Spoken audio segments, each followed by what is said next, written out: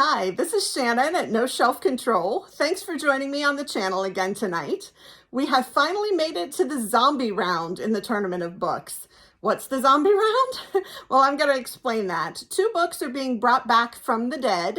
So they had been voted out previously, but will come back to compete against the two remaining books that came out of the semifinals. So as you know, out of the semifinals, we've seen The Book of Goose and Sea of Tranquility. Today, The Book of Goose is going to go up against Tomorrow and Tomorrow and Tomorrow by Gabrielle Zevin. I told you I thought that was a possibility, and here it is. So let me tell you a little bit about how the zombies get chosen. It says, this is how the zombies are chosen.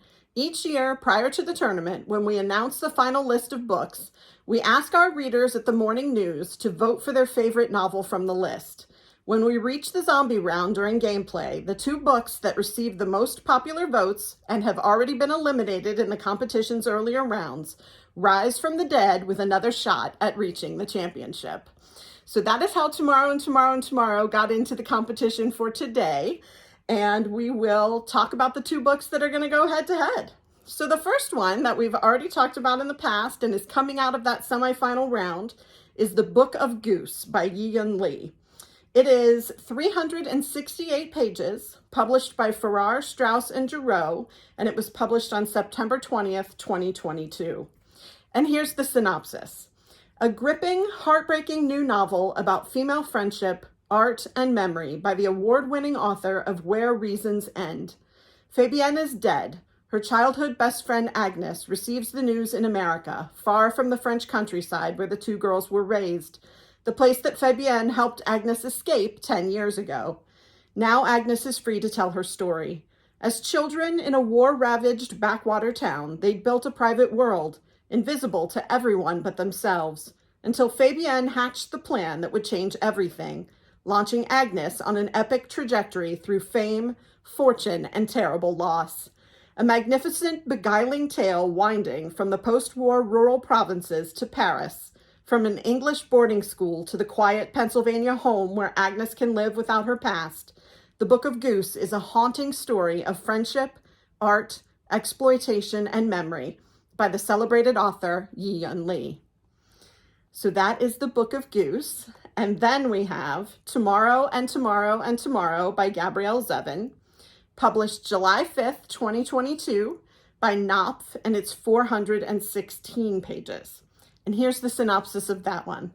In this exhilarating novel by the best-selling author of The Storied Life of A.J. Fikry, two friends, often in love but never lovers, come together as creative partners in the world of video game design, where success brings them fame, joy, tragedy, duplicity, and ultimately a kind of immortality. On a bitter cold day in the December of his junior year at Harvard, Sam Masher exits a subway car and sees, amid the hordes of people waiting on the platform, Sadie Green. He calls her name. For a moment, she pretends she hasn't heard him, but then she turns and a game begins, a legendary collaboration that will launch them to stardom. These friends, intimate since childhood, borrow money, beg favors, and before even graduating college, they have created their first blockbuster, Ichigo.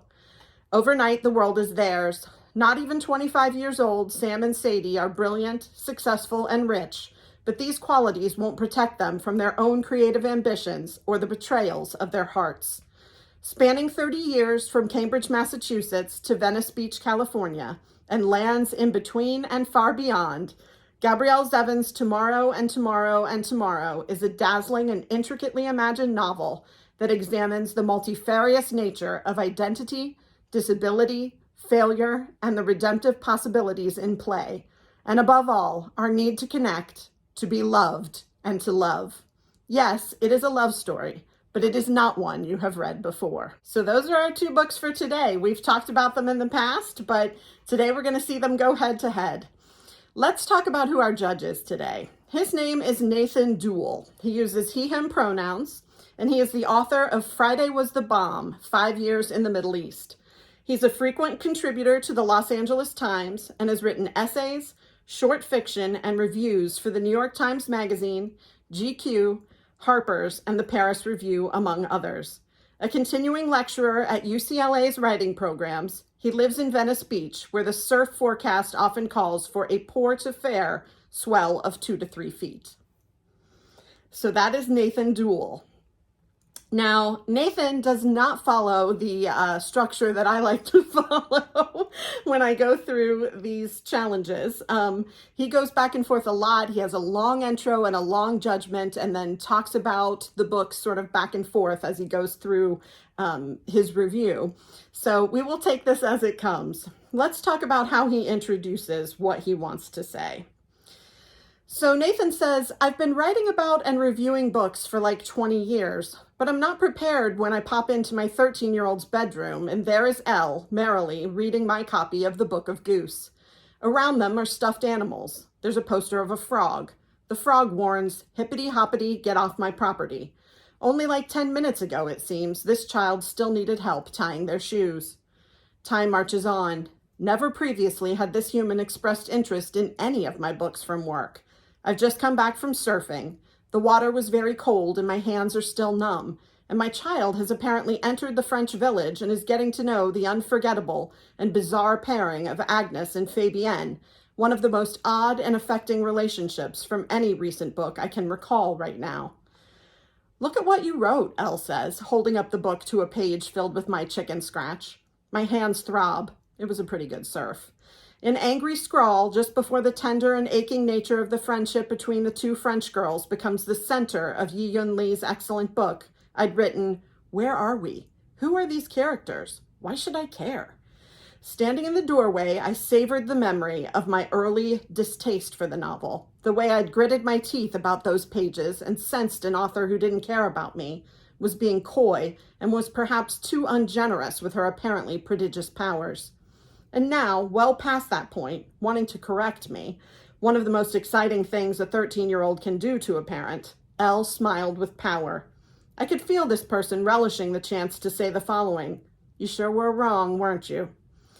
So that is what he says in introduction. It's also a little bit of what he says about the Book of Goose. And we will take it from there to what he says about tomorrow and tomorrow and tomorrow. So he talks about tomorrow and tomorrow and tomorrow in a couple of different places. So we're just going to kind of put those things together. Here's what he says. In New York City, a woman falls from the sky. Stunned by her death, Anna Lee moves to Los Angeles to be near her parents, who run a pizza place with a Donkey Kong arcade game, perfect for her young son Sam.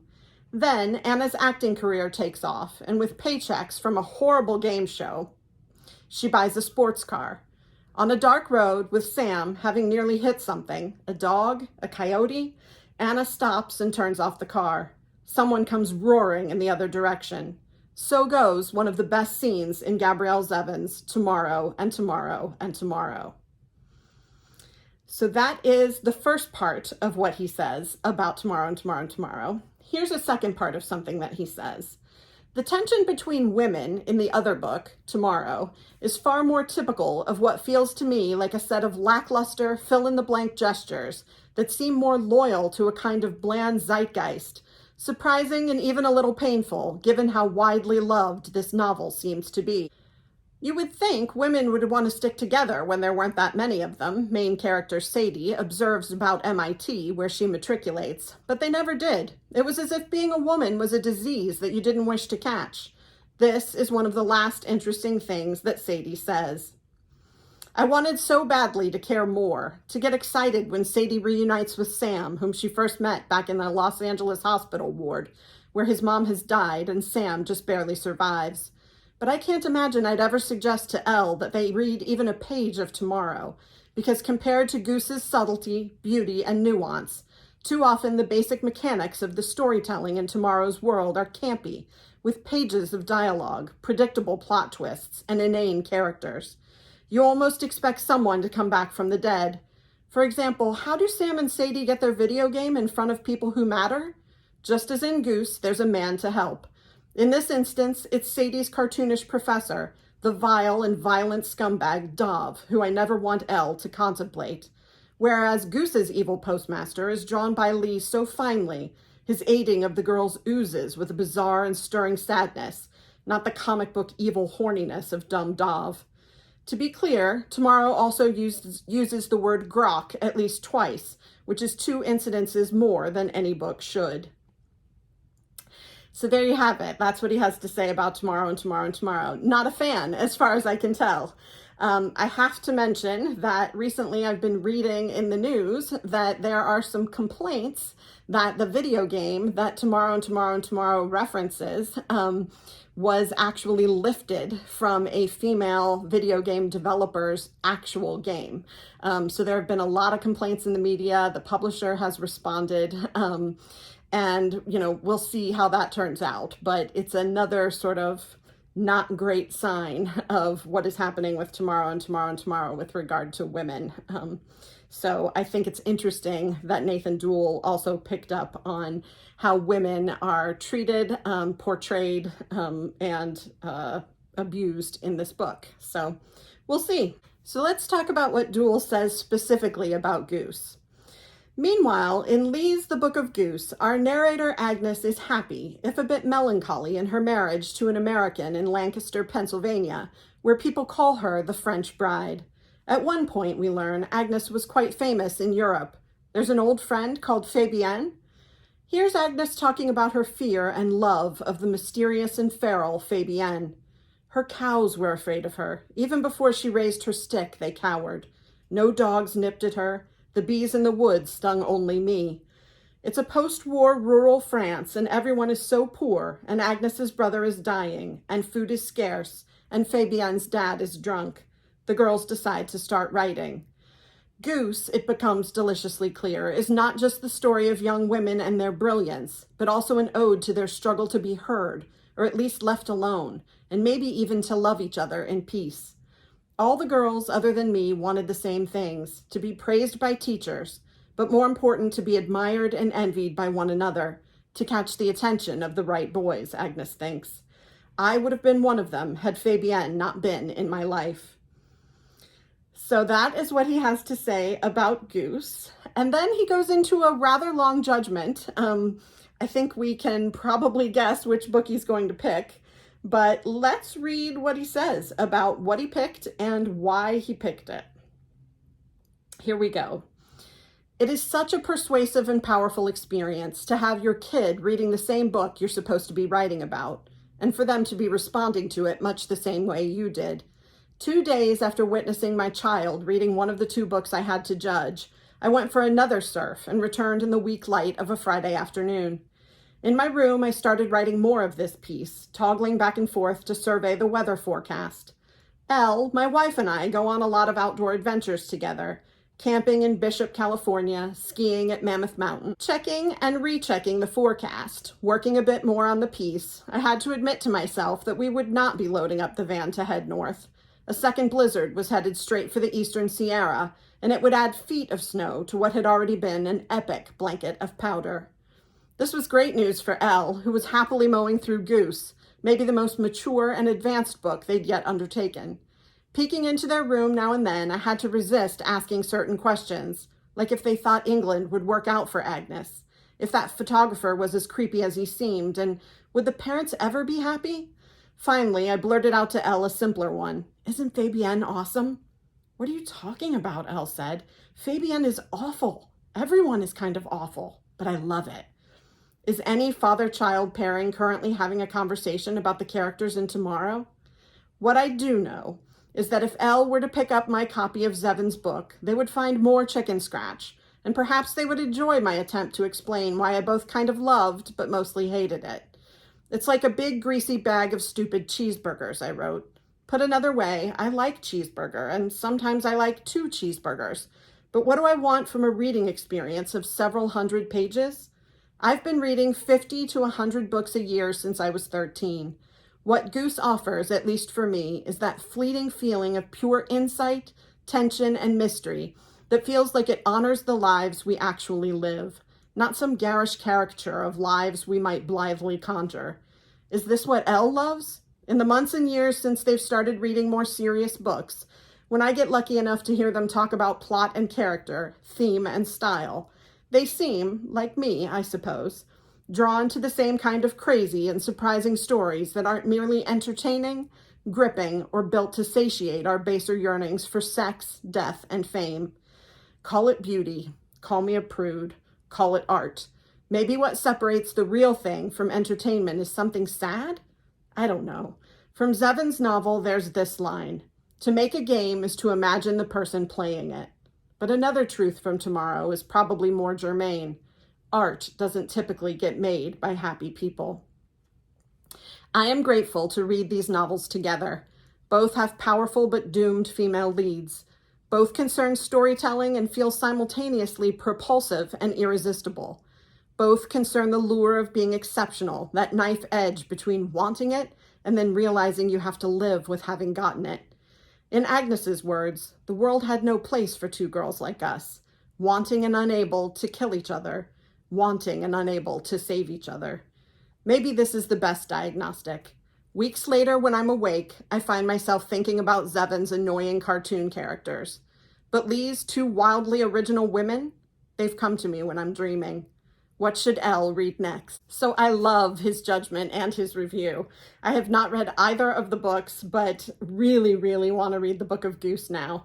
As you know, I read with my 15-year-old son, and sometimes seeing what he loves and what appeals to him resonates so much with me that I'm not surprised that Nathan Deuel has had this experience with Elle in his life. So I love how he describes the books. I love how he talks about the poignancy of the Book of Goose and the way that the characters are drawn. So I just really enjoyed this review from him and am happy to see that the Book of Goose is going on to the final match. So that is our first zombie round of the Tournament of Books, and you have now seen how it works. Tomorrow, we will see the next zombie book go head-to-head with Sea of Tranquility. So I can't wait to come back and tell you more about that and then show you the final match on Friday. So I hope you're enjoying this. If you are, please click the like and subscribe buttons. I love to see your feedback and get your input on what I'm doing. So leave a comment if you have time. I also have a wish list at the bottom of the description of my video. If you're so inclined and would love to gift me with a book, I would adore that. I'm happy to read it, review it on the channel, and give you a shout out. Can't wait to talk more this week about the Tournament of Books. This weekend, I have a couple of reviews coming, as well as a couple of new books that I received from Goodreads giveaways that I can't wait to talk to you about. So stick around, come back, and we will talk more soon. Thanks.